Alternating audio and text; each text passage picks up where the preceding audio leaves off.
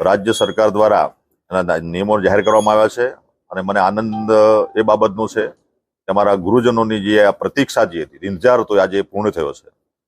શિક્ષણ વિભાગના 22/6/2011ના ઠરાવથી RT act 2009 જે આવ્યો અને એનો અમલ થયો પૂરા દેશમાં. ને એ સમયે એટાટ મુખ્ય શિક્ષક નવી કેડર ઊભી કરવામાં આવેલ હતી અને એટાટ મુખ્ય શિક્ષકની ભરતી કરવામાં આવી.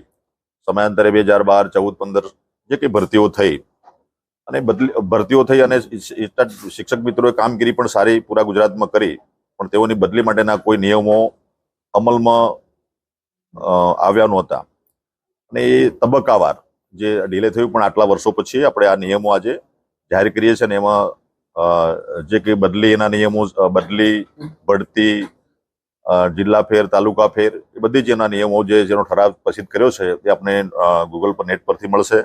પણ મુખ્ય શિક્ષકોના વિશાળ હિતમાં રાજ્ય સરકાર દ્વારા એના નિયમો જાહેર કરવામાં આવ્યા છે અને મને આનંદ એ બાબતનો છે કે અમારા ગુરુજનોની જે આ પ્રતીક્ષા જે હતી ઇંતજાર હતો આજે પૂર્ણ થયો છે.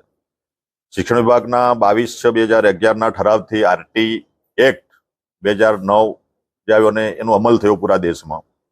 ને એ સમયે એટાટ મુખ્ય શિક્ષક નવી કેડર ઊભી કરવામાં આવેલ હતી અને એટાટ મુખ્ય શિક્ષકની ભરતી કરવામાં આવી.